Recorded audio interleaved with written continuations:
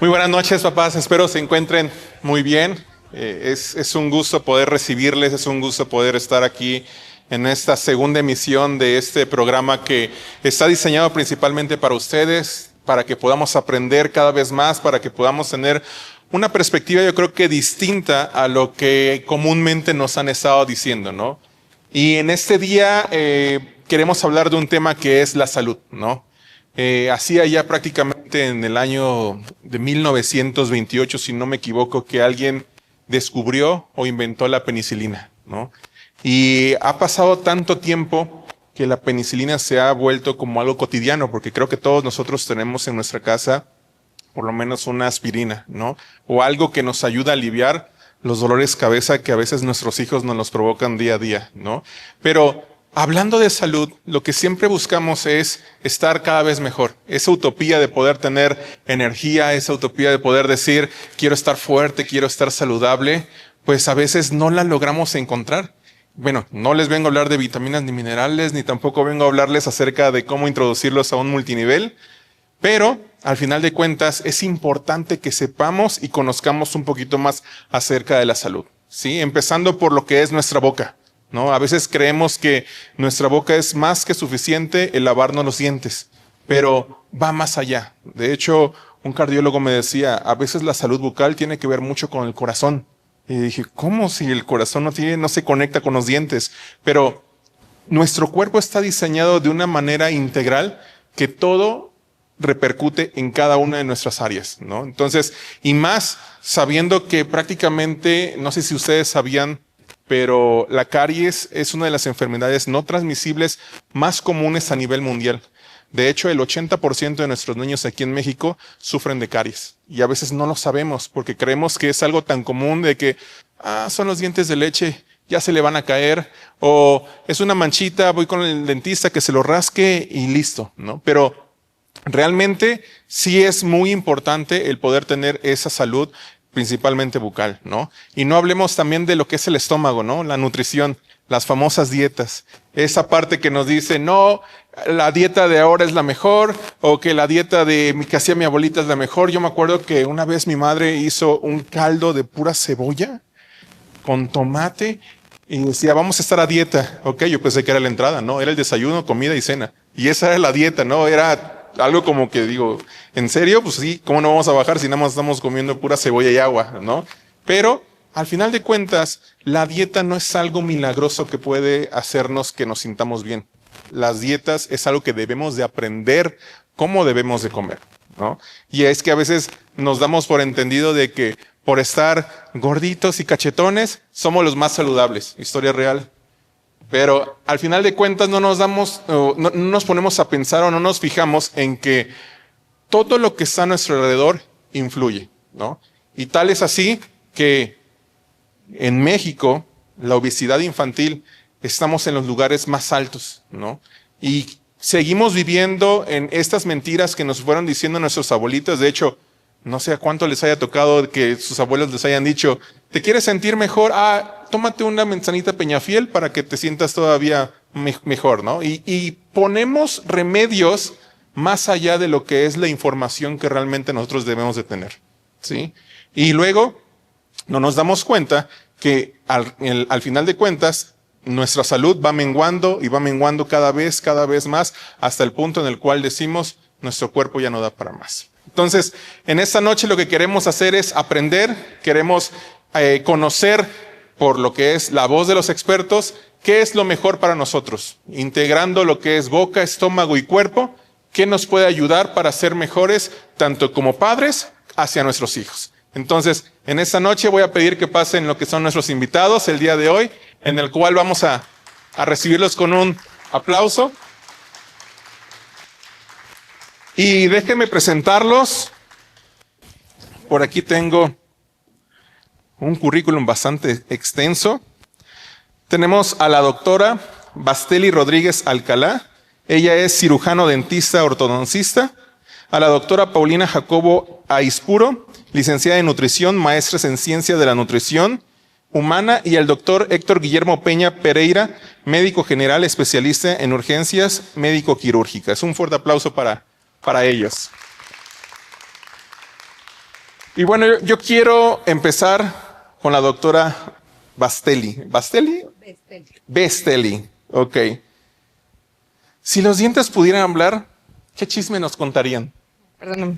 Yo diría tal vez no me descuides tanto, cuídame un poquito más. La realidad es que no se le presta la atención que se le debe, ni los cuidados que se le deben a la boca. Ok, perfecto. Doctora Paulina, si las dietas fueran canciones, ¿cuál sería el hit del momento? Yo creo que Sugar de Maroon 5. Sugar. O sea, afectando los dientes. Relacionado un poco. Ok, doctor, si las urgencias fueran un programa de televisión, ¿cuál sería su título? Definitivamente fuera ER o The Pit, alguno de los dos. ¿A poco sí hay muchas emergencias médicas en la actualidad?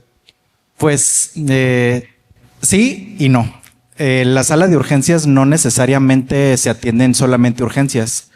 Hay cierta partición de todas las urgencias que vemos nosotros dentro de la sala, que es más o menos un 80-20. 80% son urgencias sentidas y 20% son urgencias reales. Y las que nos gustan son las reales. Ok, entonces hay muchas personas que se inventan padecimientos para que fueran atendidos. No me refiero a eso, me refiero a que muchas de las personas piensan que su malestar es una urgencia y eso los hace ir a la sala de urgencias y eso es lo que nosotros estamos intentando hacer como que el breakpoint, porque nosotros intentamos hacer conciencia en las personas de cuál es la urgencia real y cuál es la urgencia sentida, porque si hacemos caso a esa partición, nos podríamos dar cuenta que muchos de los esfuerzos humanos y materiales de las salas de urgencia se van a atender cosas que no son urgentes. Yo me acuerdo una vez que estaba comiendo pescado y de repente hago y mamá inmediatamente, vámonos al doctor, te estás atorando, una espina, ya lo tienes, cómete un plátano. Y nos fuimos a urgencias. Y llega allá y el doctor, ¿qué tienes? ¿Qué tienes? Digo, pues nada, ¿no? O sea, urgencia sentida. Sí, claro, ya el plátano había hecho que la espina, si hubiese sentido una sensación, pues ya se quitó, ¿no? Y creo que va un poquito más allá porque muchas de las sensaciones de insatisfacción o de mal servicio de las salas de urgencias que todos vemos en las redes sociales de el mal servicio en el IMSS, me tienen 6 horas esperando, mi mamá se siente muy mal y está aquí sentada desde hace 12 horas y no le han hecho nada. Bueno, pues es que en todas las salas de urgencias existe un filtro que se llama triage. El que hace el triage es quien se encarga de ver cuáles son las urgencias reales y cuáles son las urgencias sentidas y ante eso les determina un semáforo y un tiempo relativo de en qué tanto tiempo va a ser la atención médica. Entonces, por ejemplo, alguien que aunque se sienta muy mal porque la fiebre de un paciente gripiento o un paciente con dengue o un paciente con COVID se siente muy mal, no es una urgencia real porque no es algo que lo vaya a llevar a la muerte en los próximos 10 minutos. Entonces, a los ojos del médico que está en triage, cuando llega un paciente que se siente muy mal porque tiene fiebre y tiene gripa, y llega al último lugar de la fila un paciente que viene con un balazo en el pecho, pues perdónenme todos, quítense, pero primero vamos a pasar al paciente que trae el balazo en el pecho. Y si llega otro un poquito más grave que la señora de la gripa, va a pasar ese. Y si llega alguien con dolor abdominal, va a pasar ese primero. Entonces eso es lo que hace, oye, pues tengo aquí 6 horas sentado y no me han hecho nada, ¿no? Ok, entonces ya saben, si se tarda mucho en urgencias, no es que están urgentemente graves, sino que simplemente hay alguien que lo necesita más. Ok, pues vamos a entrar en tema acerca de lo que es higiene bucal. Doctora, ¿cómo influye la salud bucal en la autoestima de los niños? Uy, yo diría que mucho. El hecho de tal vez padecer un diente chueco o que te falta una pieza o que tienes los dientes de alguna coloración, hace que te limites un poquito en demostrar tu mera sonrisa. O sea, si te cohibes, ya no te ríes igual, inclusive te limita a socializar porque pues hoy en día existe el bullying. Y digo, siempre ha existido, pero poniendo un ejemplo, sí pudiera llegar a afectar en ese sentido a la persona que padece alguna alteración dental.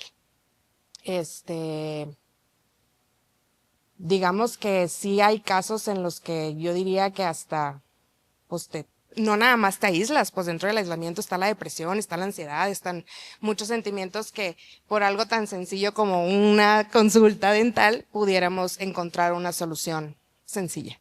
Claro, entonces todos los niños deberíamos de usar brackets.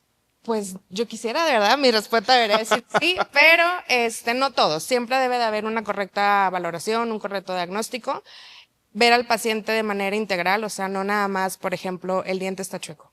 Hay una parte del estudio, antes de colocar brackets, que habla de un estudio facial. Entonces haces una relación cara-diente y de cara tomas en cuenta tu línea media, inclusive se toma en cuenta y no siempre lo hacen porque sabemos que no todos los pacientes confiesan sus cirugías plásticas, pero por ejemplo, tú notas cuando un paciente se hizo algo en nariz porque ya estás viendo su eje de relación a los dientes y algo no embona, algo no encaja. Entonces, lo ideal es que se haga una valoración a tiempo.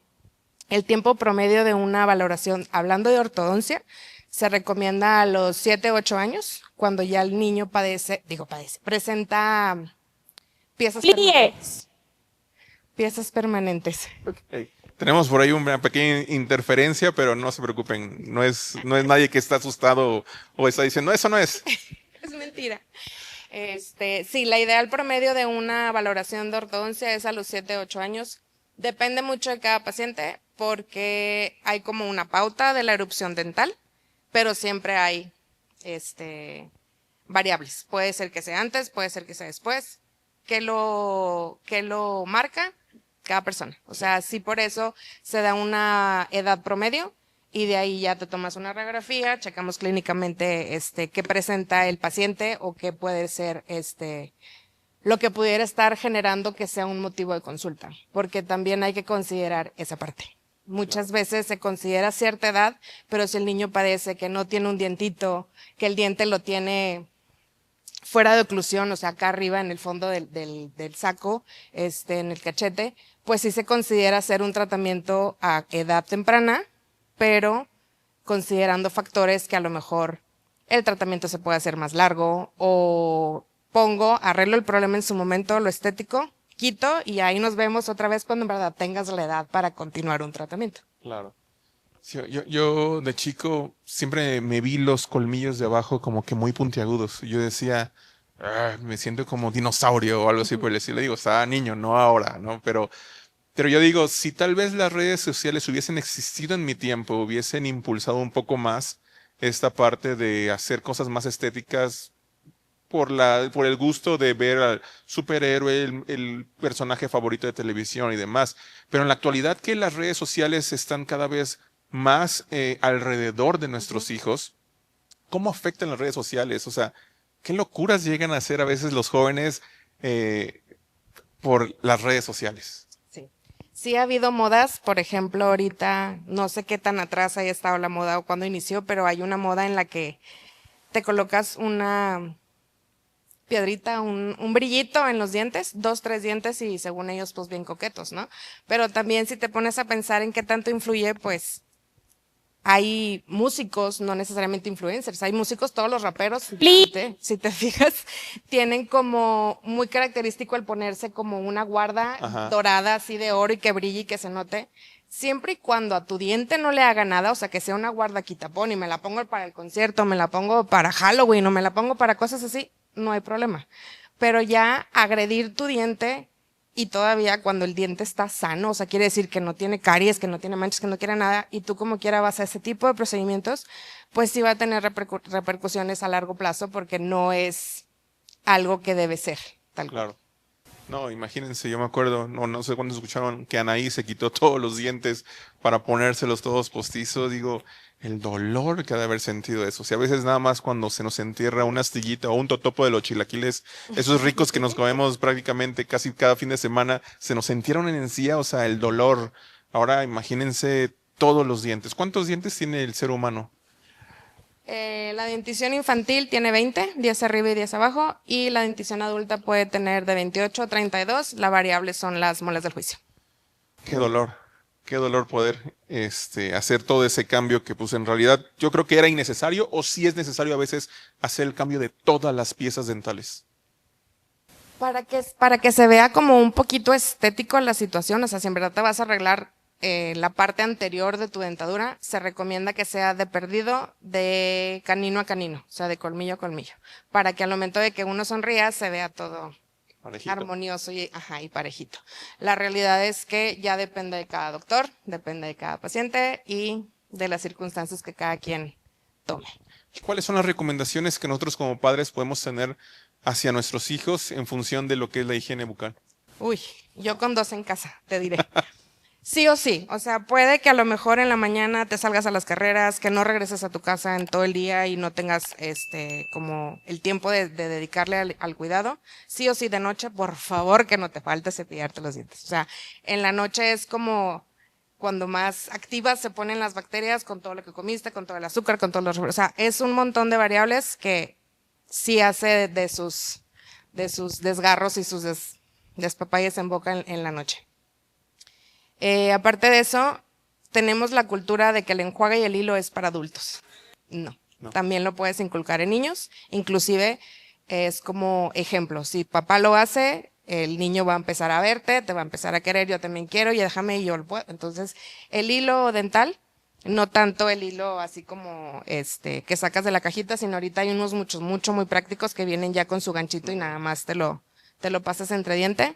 Y los enjuagues bucales. También son, o sea, cepillo de ley y como auxiliar el hilo dental y el enjuague bucal. El enjuague bucal sin alcohol, de preferencia. De hecho, los de los niños no tienen alcohol, tienen unos sabores muy chicle y cereza y cosas por el estilo. Pero sí, es una rutina, para que en verdad sea una rutina completa, es cepillado, enjuague, hilo dental. ¿Lo que comemos afecta nuestros dientes? Sí. Sí. Pero aquí mi doctora que continúa. Sí, definitivamente sí. Pues la nutrición abarca desde que vemos la comida. O sea, realmente, ¿cuántas veces no hemos salivado simplemente al ver la comida? Ahí ya empieza el proceso digestivo. Desde que nosotros estamos imaginándonos el sabor, desde que llega a nuestros dientes, comienza a hacer todo este efecto las enzimas dentales. Y desde ahí empieza la nutrición. O sea, es curioso como si no masticamos bien, por ejemplo, tenemos más problemas para digerir. Entonces, por eso se recomienda masticar de más de 20 veces, por lo menos cada bocado, y así también hacemos que nuestras enzimas digestivas lleguen más rápido al cerebro. Entonces, se da la señal de ya estás lleno. Pero definitivamente, desde los dientes empieza la digestión y la nutrición también. Bueno, según algunas cuestiones, ¿no? Pero sí. Entonces, si no mastico bien, ¿qué problemas me puede ocasionar? Pues, primero el ahogamiento, ¿no? Que sería como el más peligroso. Mi espina. ¿No? Puede ser, ahí entra. Pero realmente la masticación también lleva a un proceso emocional. O sea, la masticación, hay un término que se llama nutrición emocional. Y eso me gusta mucho porque desde que nosotros estamos masticando, estamos platicando con las personas, ya ese proceso en el cerebro es muy importante. Entonces podemos pensar a lo mejor que, ay, pobrecito, está comiendo solo, ¿no? Se me ocurre. Pero esa persona está comiendo conscientemente. Entonces, ahí también, si nosotros comemos viendo la tele, no somos conscientes de cuántas veces masticamos, cuántos bocados damos. Entonces sí, definitivamente la nutrición es un proceso que abarca desde los dientes, la vista, la compañía, y es muy bonito porque es una cuestión emocional también. Ahorita que dijo comer viendo la tele, yo creo que casi la gran mayoría hacemos eso, de estar comiendo para como que distraernos un poco, y a veces en el peor de los casos es de que no solamente la tele, sino que a nuestros hijos les damos, ten el celular, ten la tablet y come, y a veces eso provoca, yo creo que a lo mejor ciertas complicaciones que hasta llegan a parar en sala de emergencias, ¿no? Entonces, qué importante es esta parte de hacer conciencia, ¿no? Algo que me gustaba que decía, o sea, nutrición consciente, o sea, esta parte de estar viendo lo que estamos haciendo, ¿no? Porque yo creo que nadie está viendo la serie cuando uno está manejando. Bueno, algunos sí.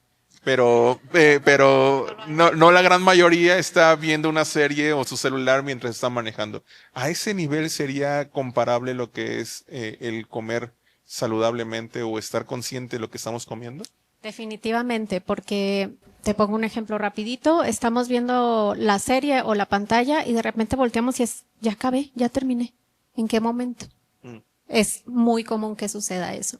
Entonces, puede ser que ni siquiera te hayas dado cuenta que ya te llenaste en ese momento y te sirves más. O pides más o dices, no, pues sabes qué, no me siento satisfecho. Pero la realidad es que no le has dado tiempo a tu estómago que le mande la señal al cerebro de que ya te llenaste, porque no estás viendo tu plato. Entonces es bien importante que estemos conscientes justamente, o sea, porque realmente ver una serie es sacarnos de la realidad, ocupar el cerebro en otra cuestión.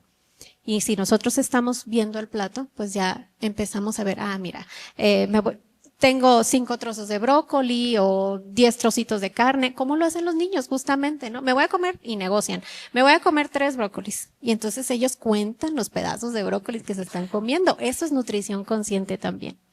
Entonces sí, súper, súper importante no estar, o procurar estar lo menos que se pueda en las pantallas, ¿no? Siempre una plática es amena, siempre estar sentados alrededor de la familia en la medida que podamos, porque muchas veces por trabajo, por tiempos, por tráfico no se puede, pero sí tratar, por lo menos en una llamada. Voy a hacer una llamada y estoy viendo mi plato, o sea, hay manera de darnos cuenta, no necesariamente estar en casa, sino también fuera de casa podemos hacerlo o aplicarlo. Okay. Ya saben, ver el plato para no dejar por alto el pelo y no nos los traguemos, ¿no? La mosca por ahí. Claro, sí, totalmente.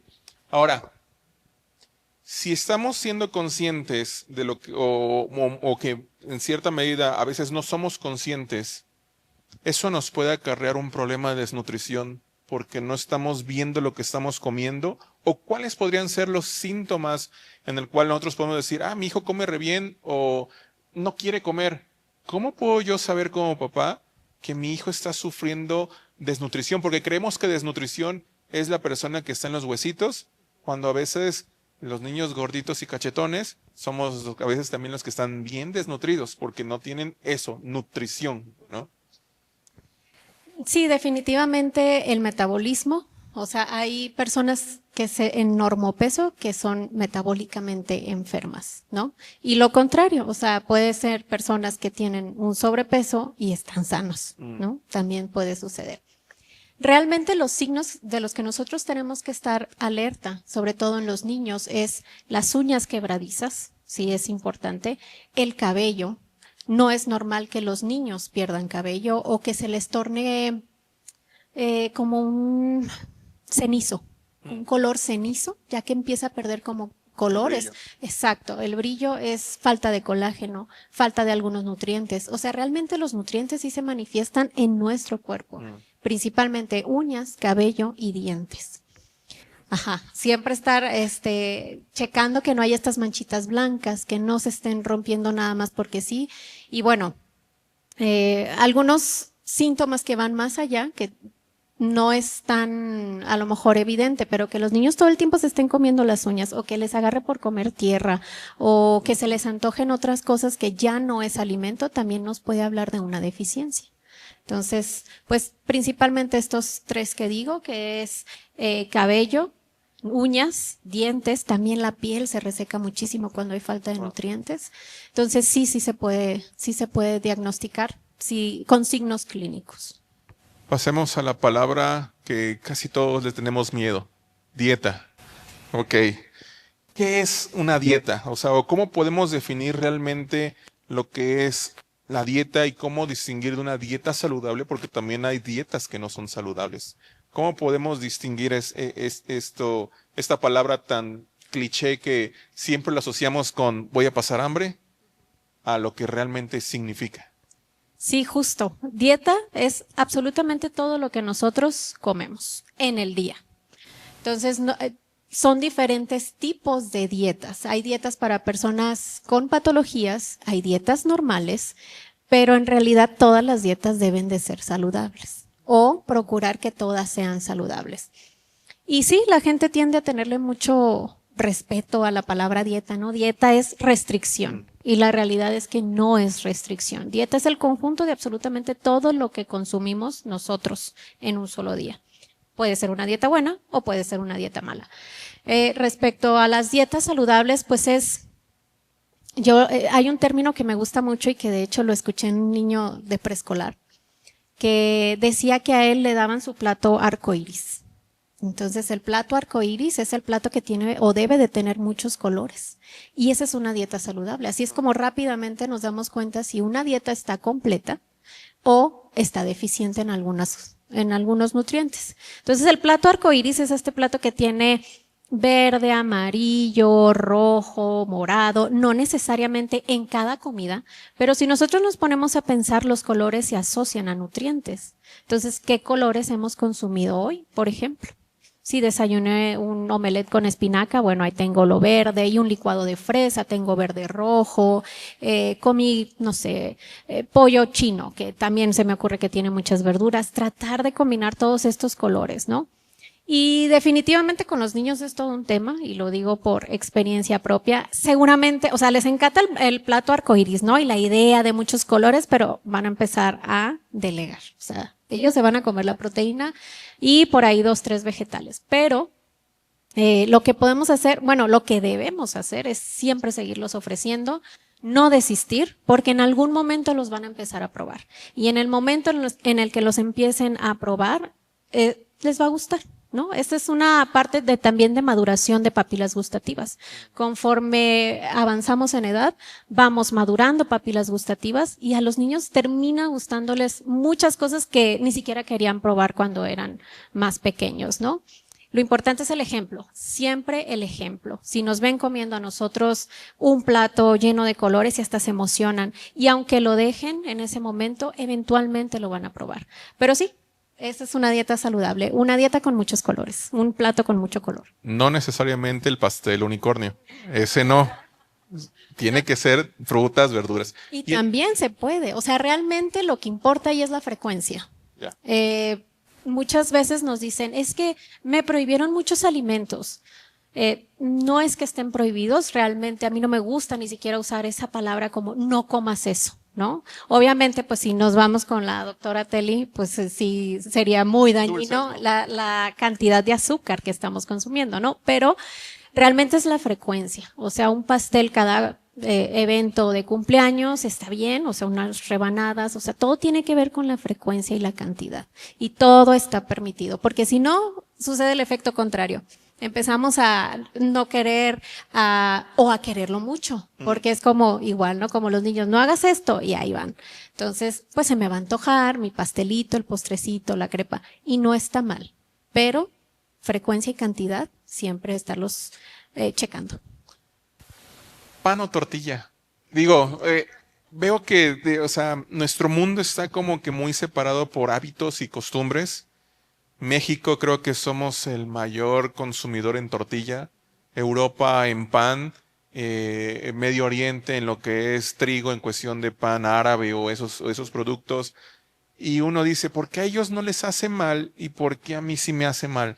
¿Por qué si como tortilla engordo más que si no comiera tortilla y comiera, no sé, a lo mejor pan o viceversa, ¿no? O sea, ¿realmente hay productos que son mejores o hay productos que son peores?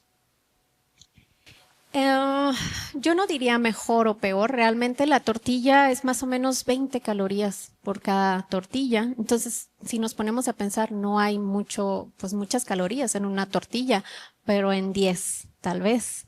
Entonces, pues justamente es la cantidad que estamos consumiendo. O sea, no es un alimento prohibido, es muy bueno, aparte está adicionado con vitaminas, tiene calcio, realmente la tortilla es muy buena. A mí me encanta ese alimento porque si nos ponemos a pensar, tiene vitaminas, minerales y calcio, ¿no? Igual que el trigo también tiene vitaminas, minerales, bueno, algunas adicionadas por ahí, pero también tiene que ver con la cantidad. La dieta que mencionas es una dieta mediterránea. Entonces los europeos, bueno, es una dieta europea principalmente, y ellos acostumbran a comer, desayunar y cenar con pan, pero son alrededor de 2, 3 rebanadas de pan, o sea, no se avientan el bolillo. ¿Dos hogazas? No, o sea. Rebanaditas. Y son muy delgadas, tienen mucha fibra. Esto es lo positivo. Como el pan tiene mucha fibra, lo masticamos más. Al masticar más, nos llenamos más rápido. Entonces, la masticación hace que nos llenemos y eso puede ser un factor que juegue a favor del pan, ¿no? Y la tortilla, pues a veces está chiquita, que si es taquera, es maravillosa la tortilla también, o sea, no vamos a decir que no, pero pues sí todo tiene que ver con la cantidad también. Sí, pero una buena torta de tamal en las mañanas, o sea, con tu bolillito o unos chilaquiles dentro del bolillo, ahí estamos complementando, ¿no? Tortilla y pan, ¿no? De hecho, esa es una historia muy curiosa porque la torta de chilaquil es muy alta en calorías. Y entonces justamente se inventa para las personas que trabajan por ejemplo, en albañilería, que tienen alto gasto calórico. Yo les digo, yo no he visto un albañil con sobrepeso, porque tienen un gasto calórico increíble. Entonces nace para esas personas, ¿no? Empiezan a venderlas y ¿qué pasaba? Pues que les duraban mucho tiempo o más tiempo llenos a menor costo. Entonces justamente se crea o se inventa para que estas personas que tienen alto gasto calórico puedan aguantar tanto tiempo haciendo actividad física, porque es la realidad. Una persona que trabaja en construcción tiene más desgaste físico que una persona que está sentada atrás de un escritorio. Entonces, de ahí nace esa torta, como dato curioso, dato cultural. Wow. Y la terrible azúcar. ¿Qué tanto afecta en los dientes el azúcar? Yo creo que volvemos al punto, como dice Pau, es todo con moderación. La verdad, yo no estoy, no les prohíbo los dulces a mis hijas, pero pongo reglas de no todos los días es un dulce. O sea, llega de la piñata llegan con la bolsita de dulces y es 2, 3 y los demás se regalan, se donan o llegan los amiguitos y pues los ofreces, ¿no? O sea, como para entretener. Pero no es que esté negada a que haya un consumo de azúcar, simplemente como todo. Si lo vas a consumir, como el café. Si te lo vas a tomar, tómatelo, dedícale el tiempo, no traigas el vaso del café todo el día. Te lo terminas y lávate los dientes. Entonces, hay ciertas cosas que uno puede incluir en su rutina diaria que sí podemos como ayudar a evitar o desencadenar algo que con algo tan sencillo como agrégale el enjuague a tu técnica de cepillado, agrégale el hilo dental. No todo, a lo mejor y no los 3 veces. O sea, yo entiendo que la gente, como mencionaba Pau, trabaja, tiene tiempo recortado y cosas por el estilo, pero no te cuesta nada. O sea, el cepillado literal, una correcta técnica de cepillado no tiene nada que ver ni siquiera con la cantidad de pasta. Es más el movimiento y el tiempo que le dedicas. En teoría, según el libro, debe durar 2 minutos el cepillado. Son contadas las personas, en verdad. Inclusive en algún momento, bueno, a mí me tocó cuando estaba yo chiquita, en los kits de dentición que les daban a los niños venía un reloj de arena de color. Entonces era como, volteala y hasta que no termina la última gotita de granito de arena. Y si ponemos eso a un lado, dices, bueno, me lo cepillo súper rápido.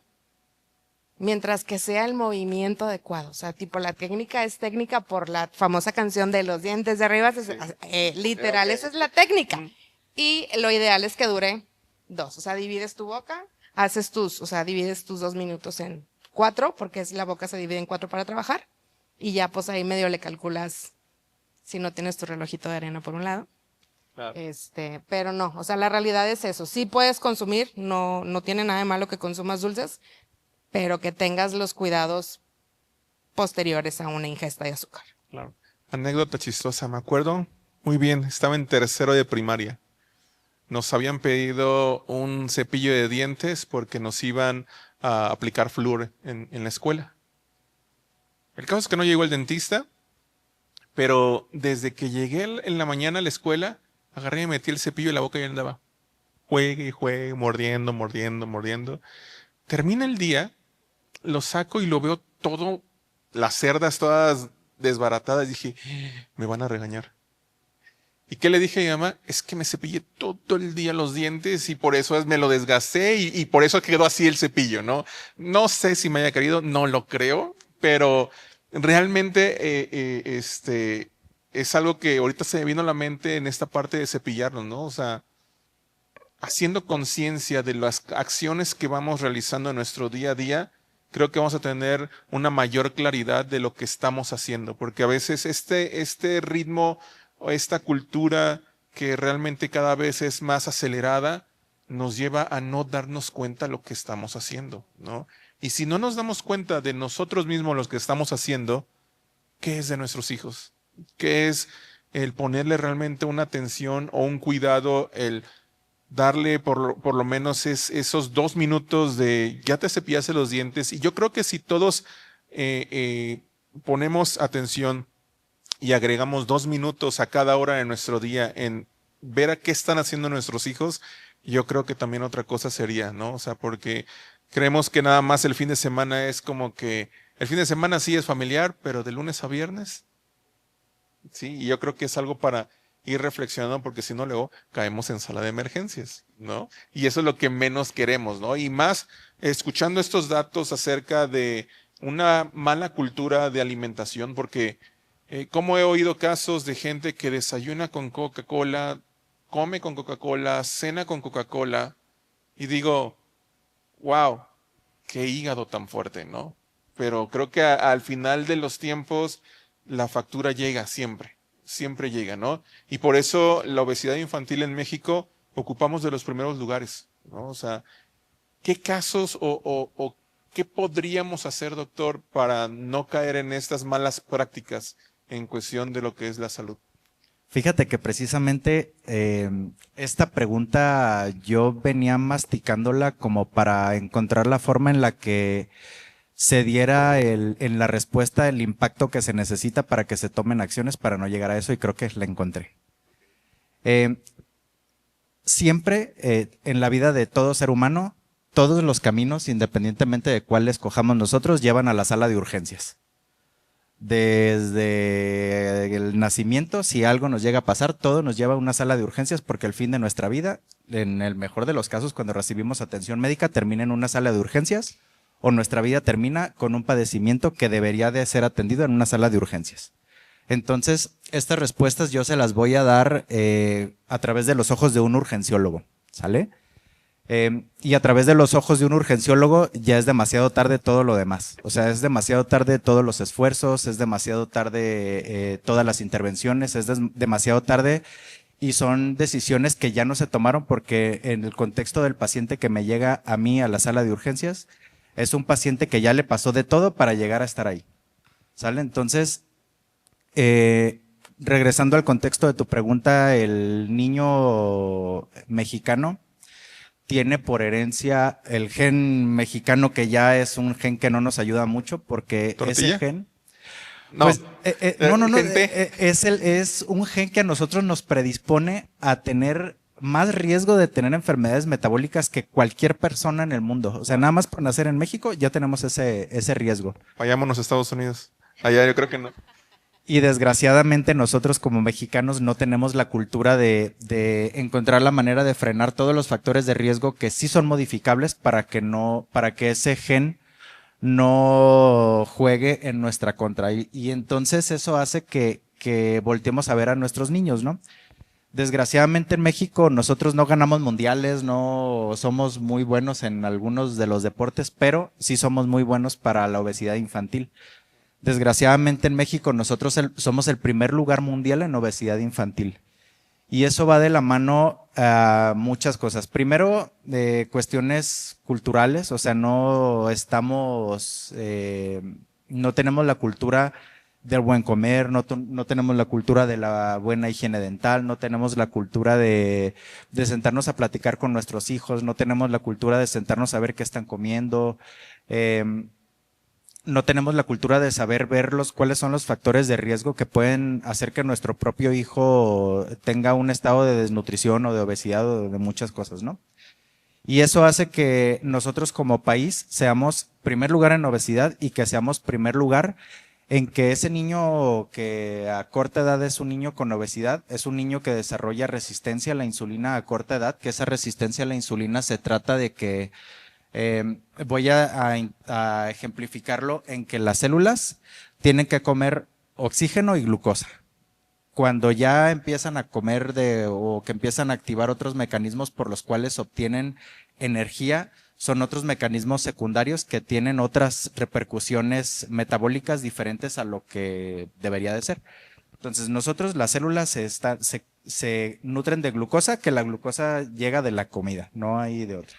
Entonces, La resistencia a la insulina se trata de que un niño o un adulto o cualquier persona que tiene cierto grado de obesidad visceral, que es la que tenemos en la pancita, los que dicen, tiene pancita chelera, ay, el niño está poderoso o el niño está bien constituido. Está sano, está sano. Está sanito, está bien compactito. Entonces, desgraciadamente, esta grasita visceral es la que más se asocia a disfunción de las células beta del páncreas, que son las que producen insulina. Y no solamente eso, sino que esa grasita, el organismo lo toma como un órgano endocrino, o sea, un órgano que está produciendo hormonas y factores inflamatorios persistentemente, y eso hace que las células entren a un estado de resistencia a la insulina, que eso quiere decir que la membrana de la célula o la capa que la recubre, cuando quiere llegar la insulina para que se pegue y abrir los canales para que la glucosa se meta, la pared no deja que se pegue la insulina. Entonces eso hace que tengamos episodios de mucha insulina circulante y eso va llevando a una cadena de eventos metabólicos que si no se controlan en un momento importante de la vida o de forma eficiente, eso puede llevar a síndrome metabólico o a diabetes tipo 2, que es la diabetes que es mucho más relevante en nuestro tipo de población, porque hay otros tipos de diabetes como la diabetes tipo 1, que es la diabetes de nacimiento, hay algunos tipos de diabetes gestacional en las mujeres embarazadas, hay tipos de diabetes inducidas por medicamentos que pueden dar la misma presentación, pero diferentes mecanismos de acción, ¿no?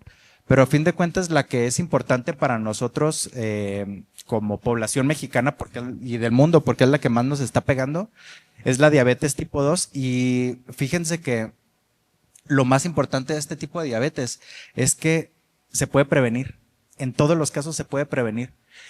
Y nosotros ya lo escuchamos como una cantaleta de todas las instituciones de salud porque lo saben hacer muy bien. Chécate, mídete, muévete. Si tu diámetro de cintura mide tanto, si tu peso es de tanto, si tu índice de masa corporal, en algunas excepciones como en los deportistas que ya se salen de ese rango, pero nosotros en la población general dices, oye, pues si yo tengo dieta rica en carbohidratos porque me encantan los gansitos y tengo más no recuerdo el número exacto, creo que son como 115 centímetros de diámetro de cintura. No. Y algunos datos como hipertensión, como acantosis nigricans, que es cuando el cuello se pone negro. Hay que pensar en que hay síndrome metabólico. Y todo eso es totalmente prevenible cuando se detecta a tiempo, como con medicamentos, con dieta, con ejercicio, porque eso es la antesala de la diabetes. Ya cuando se establece el diagnóstico de diabetes como tal, ya estamos hablando de algo irreversible y eso abre la puerta a otra etapa de la vida que no es tan grata. Esa nueva etapa de la vida se llama ¿cómo cuido mi organismo de las complicaciones de la diabetes? Porque eso no nada más se trata de la salud del individuo enfermo, sino la salud de todos los que están alrededor del individuo y de los sistemas de salud. O sea, eso afecta micro y macroeconómicamente porque yo les pongo el ejemplo muy simple del paciente diabético con complicaciones a mediano o largo plazo que suelen ser amputaciones de las piernas, infartos silentes, o sea, se infartan y no se dan cuenta, infartos cerebrales, o sea, de repente se durmió mi papá y al día siguiente ya se despertó chueco o no se despertó y ese paciente diabético deja de ser una persona económicamente productiva y deja de ser proveedor para su entorno. Se vuelve un gasto y se vuelve un gasto no económico, ¿no? Bueno, sí económico, pero aparte un gasto emocional, exactamente, para las personas que viven alrededor de esta persona y además un gasto muy importante para las instituciones de salud porque ahorita, a como está la pandemia de diabetes, se prevé que para unos 20 o 30 años de aquí para adelante, todos los gastos del sistema de salud del país se van a ir en todos esos pacientes diabéticos que no se cuidaron y que necesitan diálisis o hemodiálisis. Wow. Entonces, pues, creo que es cuestión de cultura, creo que es cuestión de cuidados y creo que es cuestión de que le tengamos miedo, ¿no? O sea, pues, ¿por qué no tenerle miedo a algo que nos avisa 15 años antes de que nos dé complicaciones? ¿Por qué no ponerle atención a eso? y sí hacer un gran escándalo como con pandemias recurrentes como el COVID, que sí estuvo muy fea la pandemia y todo eso, pero pues en realidad la diabetes mata más, la diabetes te avisa con más tiempo, hay tratamiento establecido para la diabetes, o sea, hay muchas cosas que sí podemos hacer para no morirnos de diabetes y que nos impactó muchísimo en COVID, por ejemplo. Yo creo que más si la diabetes aparece cada vez a temprana edad, ¿no? O sea, un niño con diabetes yo creo que va a tener una muerte, yo creo, más temprana si no se cuida, ¿no? Porque la diabetes es reversible. No. Bueno, las otras que son por medicamentos y eso sí, pero diabetes tipo 2, no. Diabetes tipo 1, no. Eh, y eso, fíjate que también es otro punto muy importante el que comentas, porque el médico cuando hace el diagnóstico inicial de diabetes es responsable de buscar las complicaciones tempranas. O sea, por ejemplo, si llega un paciente conmigo que me llegan muy seguido me llegan más a la consulta que a la sala de urgencias. A la sala de urgencias ya me llegan con una cetoacidosis o con una estado hiperglicémico hiperosmolar o alguna complicación de la diabetes muy importante que hasta puede llegar a poner en peligro la vida, ¿no? Pero generalmente son pacientes que nunca supieron que eran diabéticos porque nunca se estudiaron, porque nunca les interesó saber si eran diabéticos o no, y de repente llegan con una complicación grave que los amerita meter a terapia intensiva y ya cuando se curan dicen, oye, y ahora sí me voy a cuidar. Entonces, cuando nosotros hacemos en una persona que llega y se acerca con nosotros en la consulta inicial y hacemos el diagnóstico de diabetes a la edad que sea, nosotros somos responsables de pensar que ese paciente ya tiene complicaciones en la retina, ya tiene complicaciones en los nervios, ya tiene complicaciones vasculares, ya tiene cierto daño de enfermedad renal, aunque los estudios de laboratorio estén totalmente normales. O sea, hay que pensar que el daño ya empezó. O sea que es como dicen, una enfermedad muy silenciosa. O sea, empieza a comer el cuerpo de una manera silenciosa a tal grado que cuando ya hay una exposición de la enfermedad es porque ya es muy grave. Mm, afortunadamente no muy grave, y eso es en lo que me gustaría hacer mucho hincapié, que de nuevo ante los ojos del urgenciólogo, cuando me llegas a mí a la sala de urgencias, ya es demasiado tarde porque ya perdiste muchos años de tratamiento y ya perdiste muchas señales que te dio la enfermedad para ponerle atención y hacer algo por ti. Entonces, todo lo que dicen reitero, todo lo que dicen las campañas de salud en donde hablan del sobrepeso, donde hablan de la obesidad, donde hablan de hacerse estudios rutinarios dependiendo de cada etapa de la vida, tener los ojos bien abiertos para hacer introspección y saber qué factores de riesgo tengo yo para desarrollar una enfermedad como la diabetes, desde los factores que yo tengo familiares, oye, papá, mamá diabéticos, mi abuela se murió de diabetes, mi abuelo se murió de diabético, pues ¿de qué crees que me voy a morir yo si no me cuido, Claro. no? Entonces, la respuesta sería que avisa mucho. Y por lo tanto tenemos mucho tiempo para hacer muchas cosas para que moramos de lo que sea, menos de diabetes, aunque seamos diabéticos. O sea, un diabético bien controlado tiene los mismos factores o las mismas causas de muerte que una persona que no es diabética.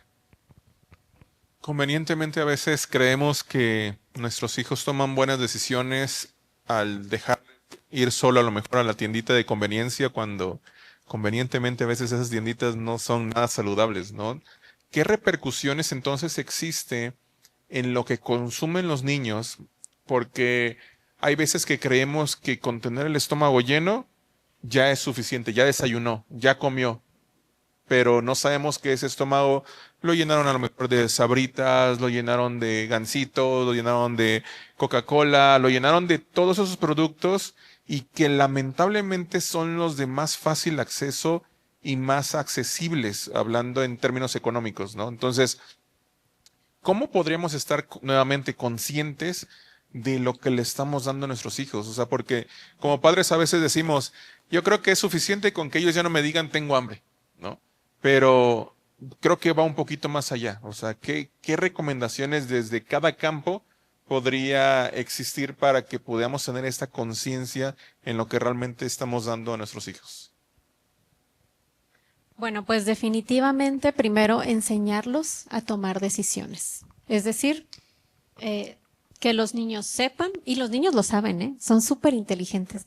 O sea, dicen, esto no es saludable, esto sí es saludable. Desde los 4 o 5 añitos, porque ya les enseñan en el plato el bien comer, cómo se debe de ver su plato, cómo se distribuye. Entonces ellos saben perfectamente cuándo la comida es saludable y cuándo no es saludable. Porque incluso nuestra hija me dice, mamá, esto no es saludable, ¿verdad?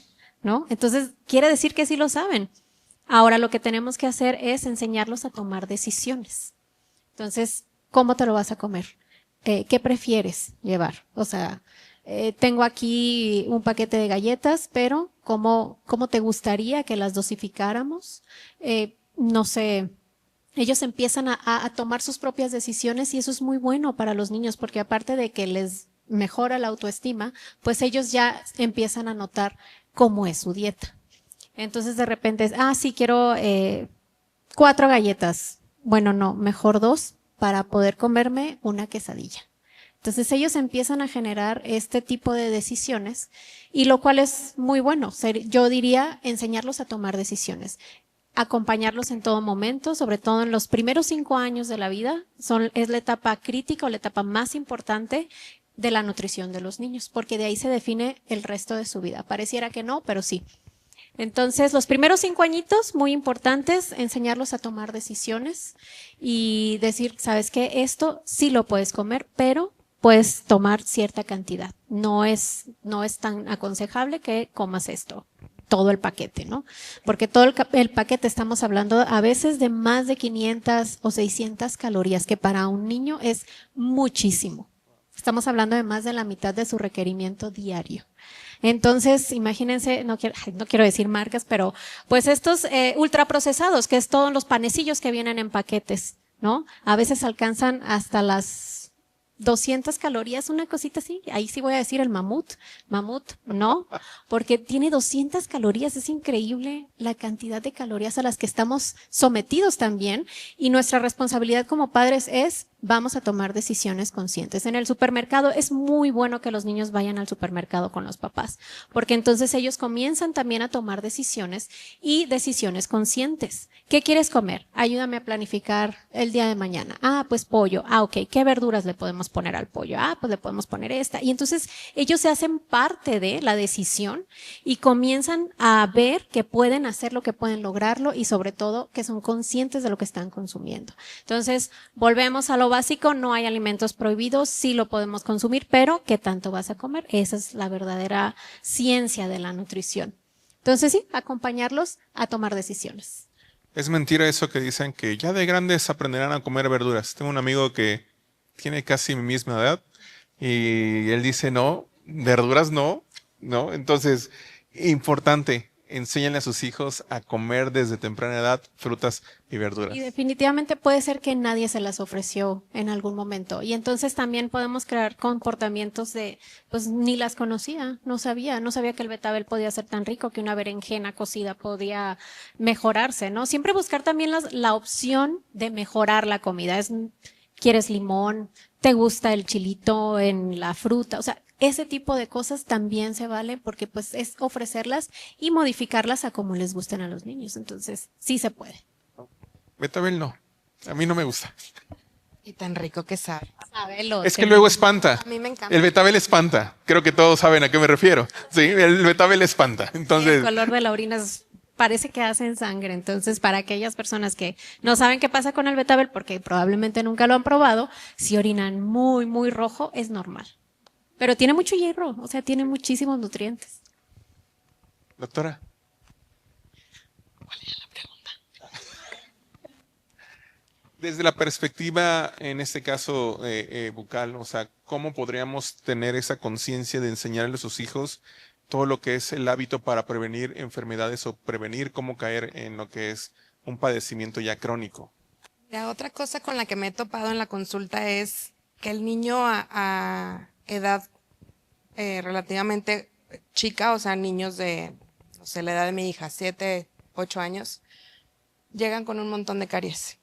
Es que no se sabe cepillar los dientes. ¿Y de quién es la culpa? ¿Quién le tuvo que haber dedicado tiempo? La doctora. No. Hay una otra cosa que yo siempre les digo a las mamás de mis pacientitos es el niño no tiene esa capacidad de cepillarse haciendo los movimientos adecuados, hablamos de motricidad, o sea, es movimiento de muñeca y hacer como el cepillado correcto y completo. En teoría, la mamá debe de lavar el diente de los niños hasta los 8 años. Wow. Yo lavo, o bueno, tú primero y yo te doy otra pasada, ¿no? Pero pues ya uno sí le quita bien y le limpia bien.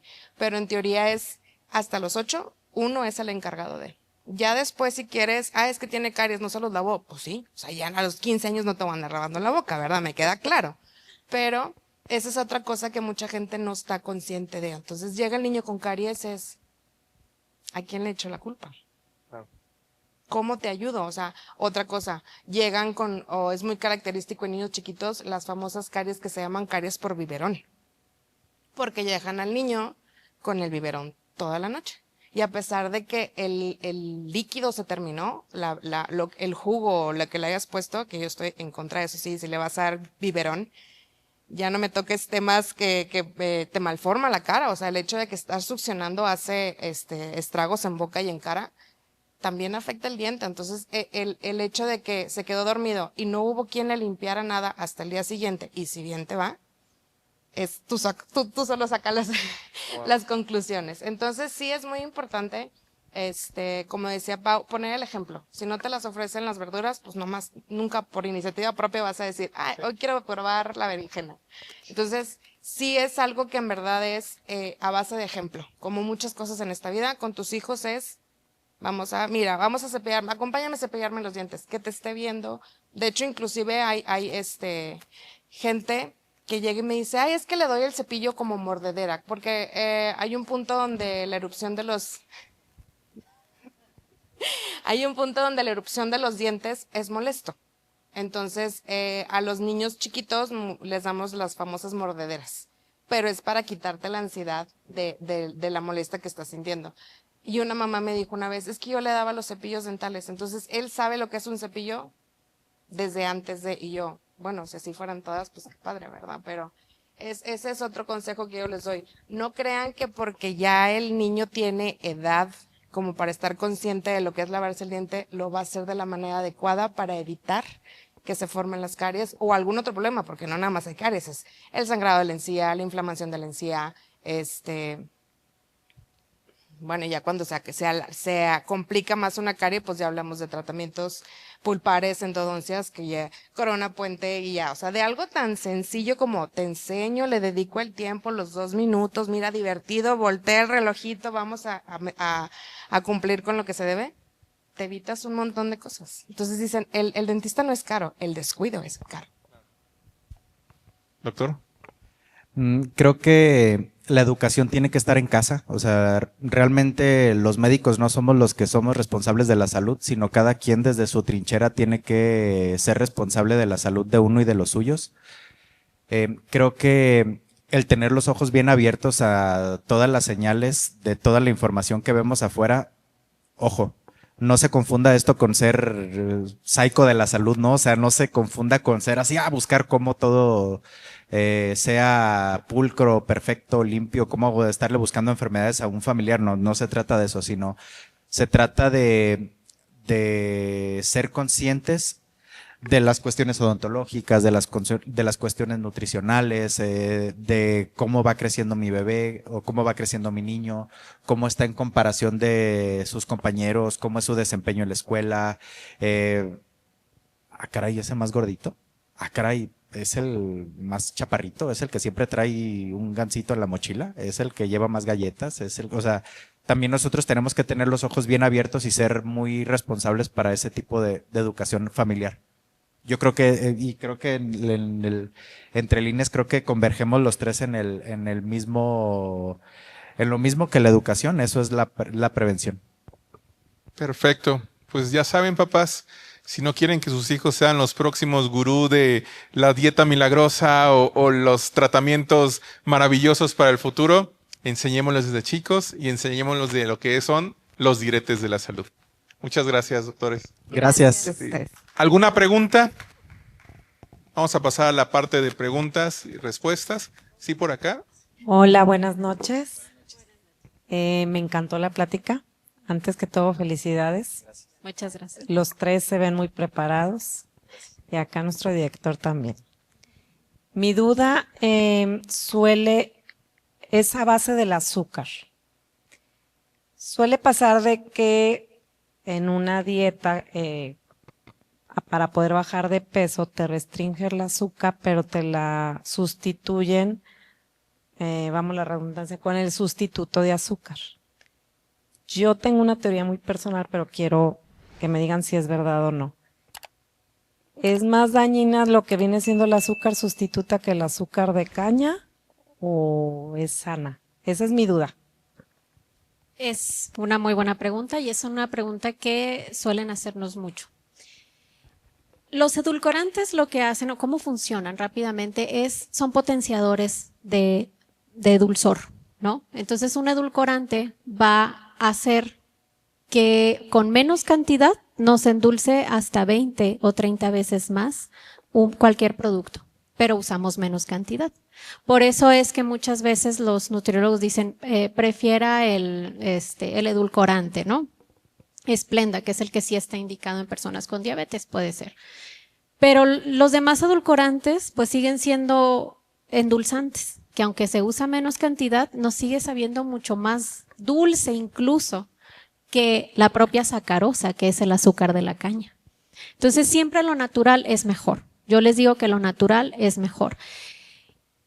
Preferir la sacarosa, el azúcar refinado, azúcar morena, sobre los edulcorantes, pero por la cuestión de que nos vamos acostumbrando a que todo sea más dulce, porque el edulcorante me potenció todo este sabor dulce 10 veces más que un azúcar de mesa. Entonces yo empiezo a acostumbrar al cerebro justamente a estas cantidades de dulzor, que aunque use menos, empiezo a buscarlo en todos los otros alimentos que tengo a la mano. Entonces es un efecto como contraproducente, un efecto para mí contradictorio, porque entonces sí es un edulcorante, usaste menos cantidad de azúcar, pero empiezas a buscar todo con edulcorante porque te sabe mejor, porque lo endulzas más. Entonces sí, hay una teoría que dicen que todas las personas debemos de comer como si tuviéramos diabetes. Con el azúcar que nos proporcionan las frutas, con el azúcar que nos proporciona la caña, que es la sacarosa como tal. Entonces, es más sano la sacarosa si lo vemos desde ese punto de vista y tratar de usarla con moderación. A mí no me gustan mucho los edulcorantes por esa razón, justamente. Entonces, endulzamos más con menos cantidad, pero mi cerebro empieza a pedir, porque es un hecho, el cerebro pide azúcar, pide glucosa, se acostumbra. Entonces, vamos a seguir teniendo este tipo de decisiones de lo dulce, lo dulce, lo dulce. Hay gente que ya no puede vivir sin Coca-Cola Light o Coca-Cola Cero porque tiene un edulcorante. Es más dulce, me gusta más, ya no puedo vivir sin ella, por ejemplo. Entonces empiezan a buscar todo este tipo de alimentos más dulces. Y bueno, contestando a la pregunta, yo me iría a lo básico, sacarosa, azúcar de mesa. Además deja la boca toda dulce. No toda la noche. ¿Alguna otra pregunta? Por acá al frente. Hola, buenas tardes. Gracias por su plática, muy amena, muy buena. Gracias. Mi comentario es, a lo largo del que yo conozco la historia, siempre nos inculcaron comer fruta en ayunas. Antes de cualquier cosa, primero fruta en ayunas. Y ahora últimamente dicen que no, que primero la proteína. ¿Qué tan bueno es primero la fruta y luego otro alimento? Dependiendo de la actividad física. O sea, bueno, creo que la proteína es mejor, pero porque no tenemos estas producciones de insulina. Cuando nosotros comemos algo dulce, lo primero que se hace es el cuerpo, metabólicamente, dice, ok, tengo más cantidad de azúcar de, no sé, las 8 de la mañana, me cayó una cantidad importante de azúcar con alguna fruta, tengo que producir más insulina.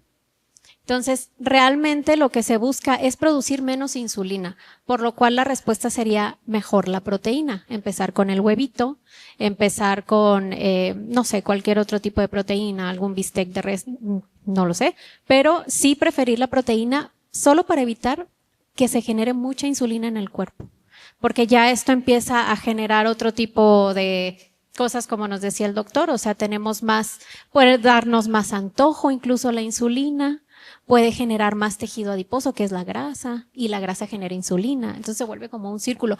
Sí, le daría más importancia a la proteína que a la fruta. Sin embargo, no está mal si se decide comenzar con alguna fruta que probablemente no sea tan dulce.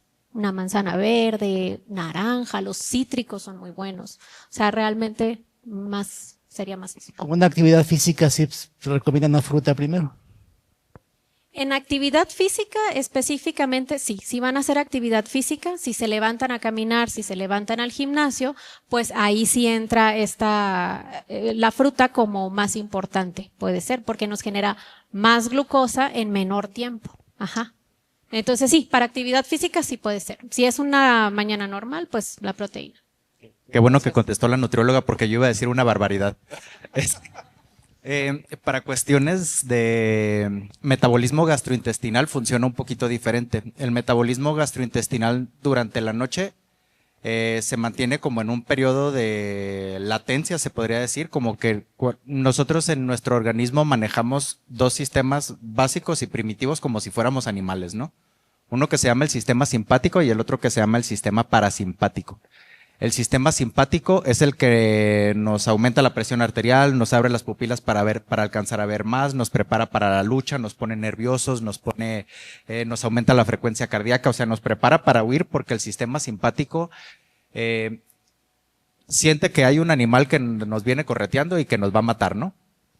Y el sistema parasimpático es totalmente lo contrario, es un sistema en donde nuestro cerebro baja las energías al mínimo indispensable y además disminuye la función del estómago, baja la frecuencia cardíaca, baja la temperatura corporal, baja la frecuencia respiratoria.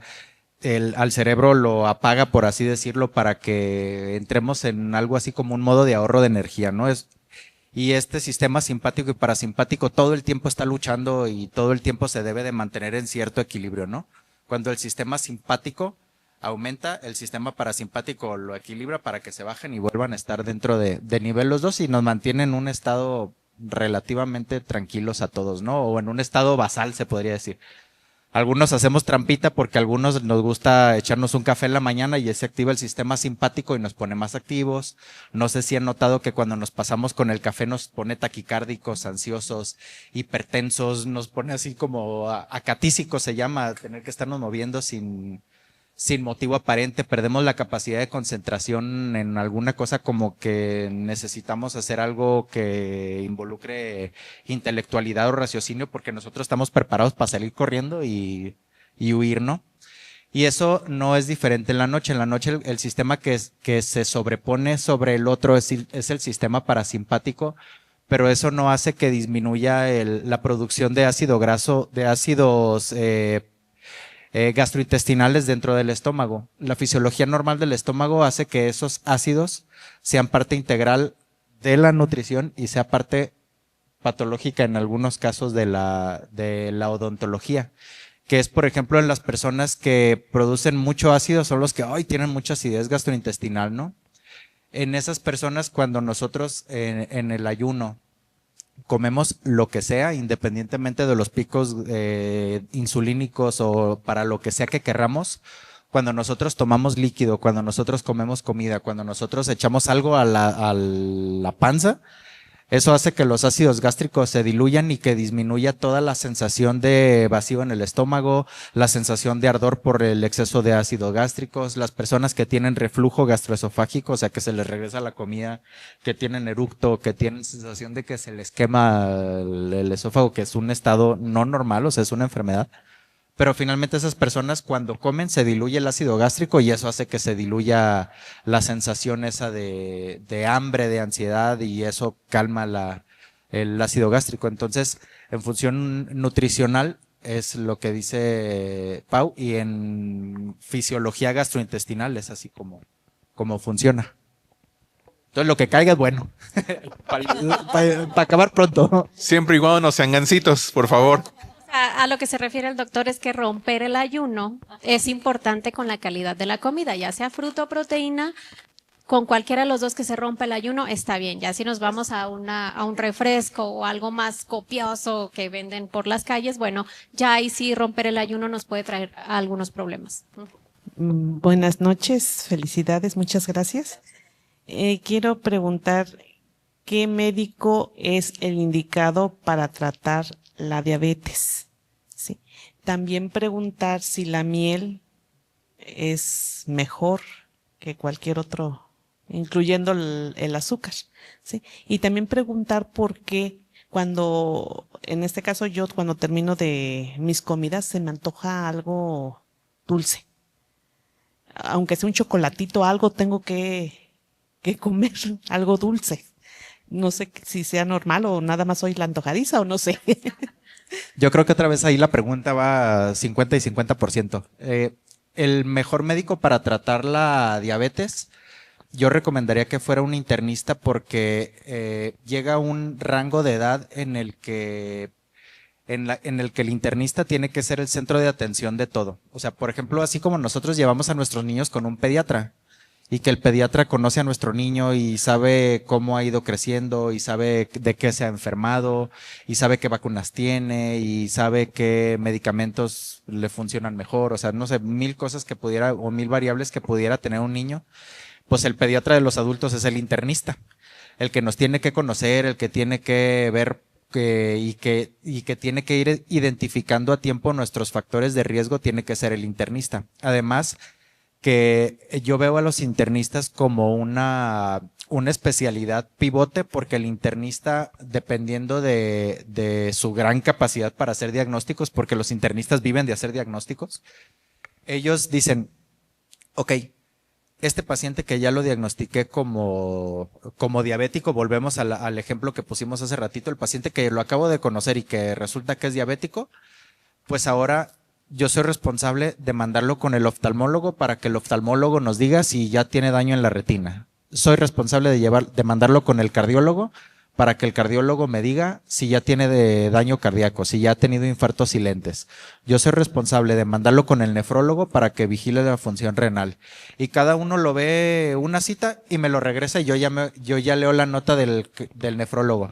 Ah, el paciente tiene una tasa estimada de filtrado glomerular. Ah, ok. Entonces, el mejor medicamento que yo como internista decido que es el que le va a dar un mejor pronóstico a esta persona diabética es tal. O sea, el internista tiene la gran capacidad de ver todas las enfermedades a largo plazo. Me pasa mucho con mis pacientes que yo hospitalizo así de que, doctor, me siento muy mal, los veo en urgencias, los estabilizo, los meto a hospitalización y me preguntan, ¿y ahora qué me tomo para la diabetes y para la hipertensión? Eso ya no me toca a mí.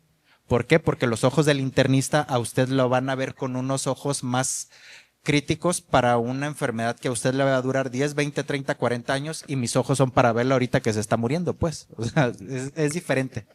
O sea, el internista es el pediatra de los adultos y él es al primero que tenemos que acudir cuando estamos enfermos de algo.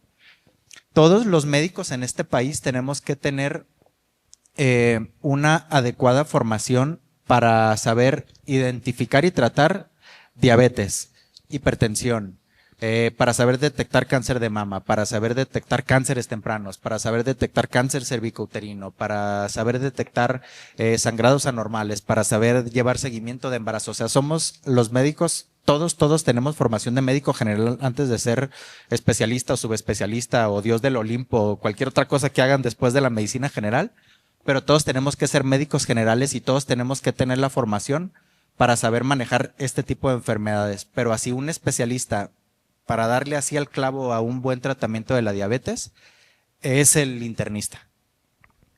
Sí, justamente es interdisciplinario. Quiere decir que el internista diagnostica y los nutriólogos se encargan de decir qué alimentos sí están permitidos, cuáles no están permitidos en el caso de diabetes, y hay unos que ya de plano no están permitidos.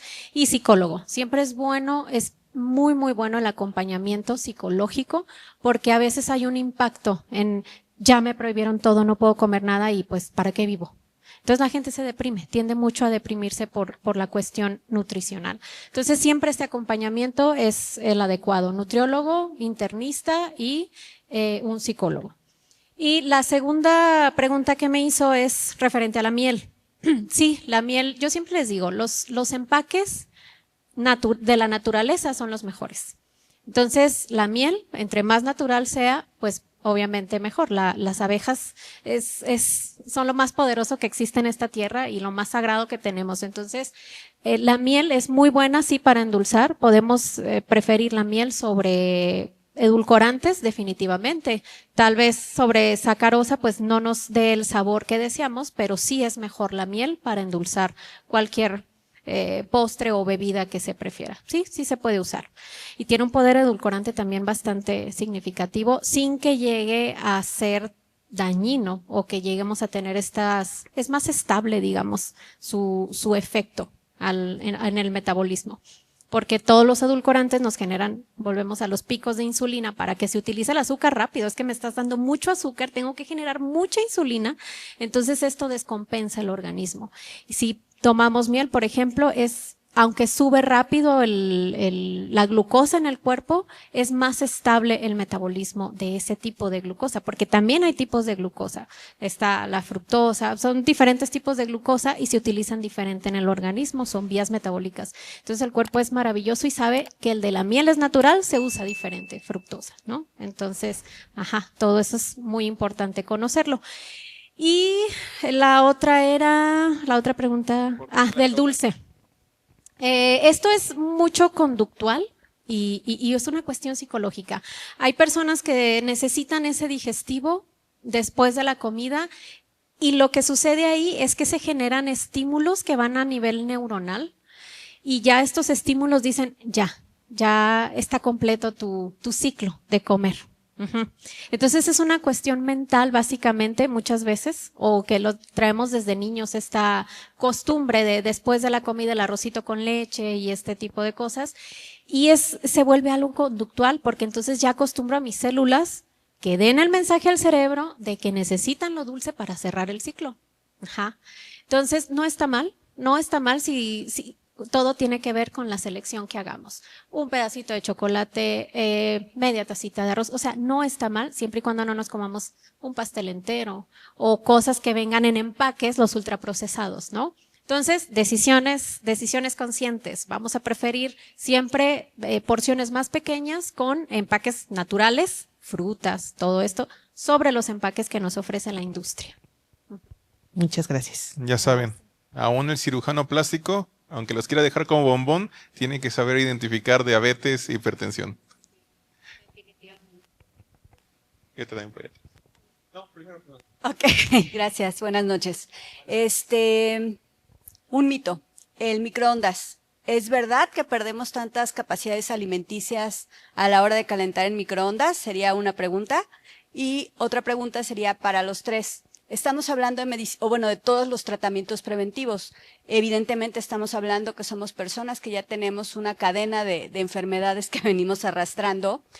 ¿Cuáles serían los pasos o cuáles serían las llamadas de alerta o cuál sería su recomendación preventiva para que nosotros sepamos que nuestros hijos están en edad de corregir todos esos problemas? En mi caso yo tengo, por ejemplo, reflujo. Ahorita que hablaste de reflujo, su papá de mis hijos tiene reflujo. ¿Cuáles son esas señales de alerta? Yo tenía los dientes súper chuecos. En el caso hablaste de la dentición hacia adentro. Nunca lo supe hasta los 16 años y ahorita después consulto contigo de manera personal porque tengo un problema complicado ahí. ¿En qué tenemos que estar alerta o qué medidas y acciones tenemos que tener a la vista para poder tener esta salud preventiva, ¿no? O sea, sí que coman bien, sí que coman natural, sí que porque normalmente al doctor corremos cuando se enferman, tienen fiebre, pero no tenemos esa cultura de cuáles son los pasos que tengo que seguir para no llegar a eso. Gracias. Dentalmente hablando, yo creo que es, aparte de lo que hacemos en casa, que es el cepillado y el apoyo del enjuague del hilo dental, y también un poquito el control de los azúcares, que son los que generan las caries, es la visita al consultorio. La visita al consultorio no lo sustituye nada. O sea, se recomienda cada 6 meses, es el tiempo promedio. Ya depende de cada paciente si es más propenso a acumular la placa, que esté involucrada la cantidad de saliva, el pH de la saliva, o que tenga alguna carga genética, que si el papá padeció de alguna enfermedad de alteración en boca, o sea, no es como inevitable, no es como de ley te tiene que pasar, pero sí, pues ya sabes, como dijo el doctor, pues es como, atiéndete a tiempo. Entonces, las limpiezas en el consultorio se recomiendan cada 6 meses, depende de cada paciente, a veces en menos tiempo, si eres más propenso a acumular o a lo mejor un sangrado de encía, una inflamación de encía. Tenemos que valorar como el factor, porque a veces esas alteraciones son hormonales. Hay un punto, en el embarazo se inflama la encía, en la pubertad se inflama la encía, y no quiere decir que tengas mala higiene, simplemente hay otros factores que se tienen que considerar. Pero la limpieza cada 6 meses, sí o sí, sería una manera muy buena de prevenir. En esa cita no nada más hacemos la limpieza, también revisamos que no haya caries, o que si se está formando una caries, o si ya tienes una muela con una resina, que esa resina siga siendo de calidad. Un promedio es que las resinas no duran como las amalgamas que existían antes. Entonces, sí, en esas citas de cada 6 meses, el deber ser es que se revise más que la limpieza, también integralmente toda la boca. Eso sería como lo preventivo en el aspecto. Sí es responsabilidad de nosotros ver por la salud de los nuestros, mas no es nuestra responsabilidad saber cuáles son las cosas que tenemos que tomar en cuenta para saber si estamos sanos o no. Hay especialidades médicas que se dedican a eso. Volvemos al ejemplo de los pediatras. Hay unas citas de los pediatras que se llaman seguimiento del niño sano. Eso significa que el niño sano de todas maneras tiene que ir a la consulta con el pediatra. Tenemos que aplicar medicina preventiva. La medicina preventiva es cada 6 meses vas a cita con un médico para que ese médico vea, te mida, te cheque, tal vez lleves unos estudios de laboratorio, no sé si cada año o cada cierto tiempo. Y ese médico tiene que revisarlos y decir, este niño está sano, este adulto está sano, que te vaya bien. En los adultos funciona un poquito diferente. En los adultos nosotros tenemos una especialidad que se llama medicina familiar, que esos médicos familiares son los que saben ver todos los factores socioeconómicos y psicosociales que puede tener una familia para que tengan ciertas predisposiciones a tener ciertas enfermedades, tomando en cuenta todo. O sea, tomando en cuenta, pues si el papá gana de tanto a tanto al mes, le puede dar tal calidad de alimentos a los hijos, no sé, 1000 cosas que ellos saben ver que yo no sé ver en absoluto, ¿no? Pero ese médico familiar está encargado de ver, por ejemplo, el adulto el adolescente de, no sé, de tal edad de 12 a 17 años. Ahí es donde está el pico máximo de riesgo de embarazos adolescentes, de enfermedades de transmisión sexual, de enfermedades dentales. Entonces, en esas visitas ellos tienen que enfocarse hacia esas cosas, ¿no? Hacia dar educación de ese tipo. Luego de ahí para adelante dices, no, pues del de tal edad a tal edad tiene otra forma de abordarlos y de buscar enfermedades típicas de esa edad. Luego en adultos de tal edad a tal edad tienen otros factores de riesgo para otras enfermedades. Entonces ellos saben ver si este señor tiene más de 40 años. Yo ya sé que le tengo que revisar la próstata, ya sé que le tengo que hacer una primera endoscopía y colonoscopía, yo ya sé que tengo que revisar presión arterial, yo ya sé que tengo que hacer estudios de laboratorio para buscar enfermedades como diabetes, como otras cosas, pues. O sea, en resumen, tenemos que tener la cultura de ir a visitar al médico porque, pues, les digo, no es responsabilidad de cada uno de ustedes saber cuáles son las cosas que tengo que saber para saber si mi hijo está enfermo o no, o para saber si está creciendo bien o no, o para saber si mi abuelo tiene riesgo de tener caídas o no. O sea, hay unas especialidades médicas que sabiéndolas utilizar, saben hacer eso con mucha pericia.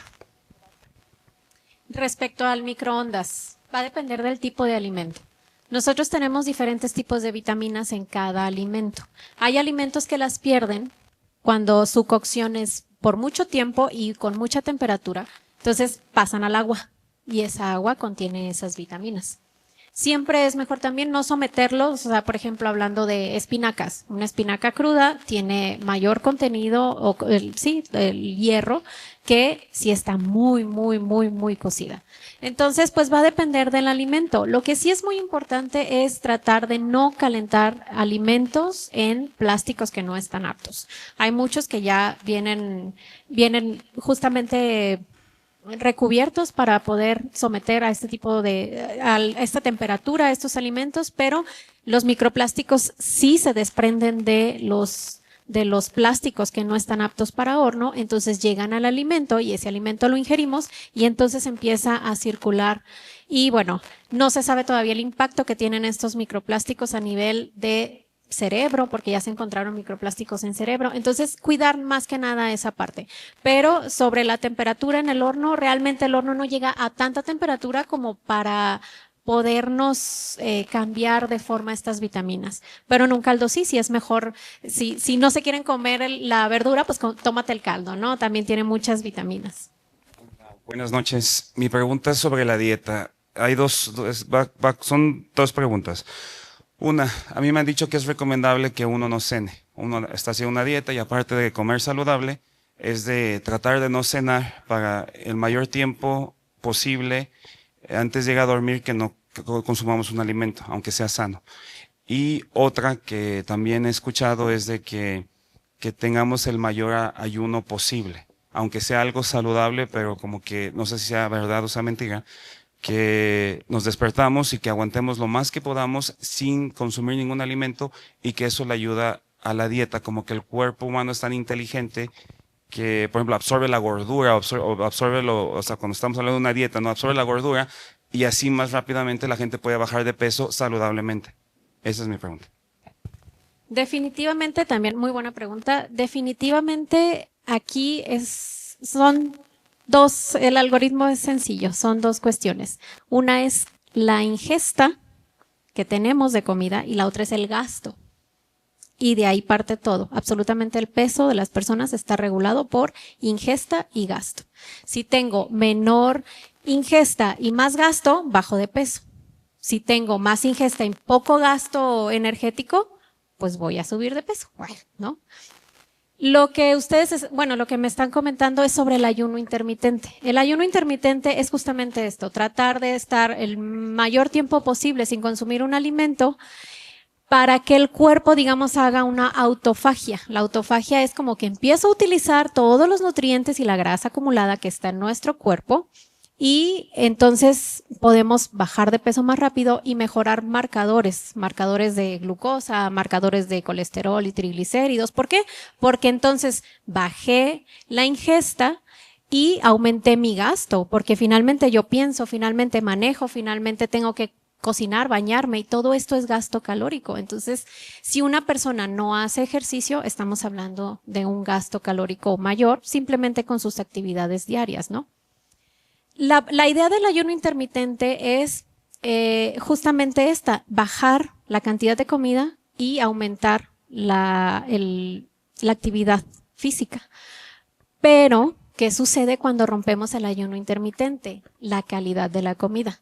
Si nosotros rompemos este ayuno, por ejemplo, ceno 8 de la noche y me despierto 7 de la mañana y desayuno hasta las 11, pero pues tengo mucha hambre y entonces voy a comer una torta de chilaquil, que se me antoja unos tacos de carnitas, que no es tan mal, pero rompimos el ayuno de una manera inadecuada.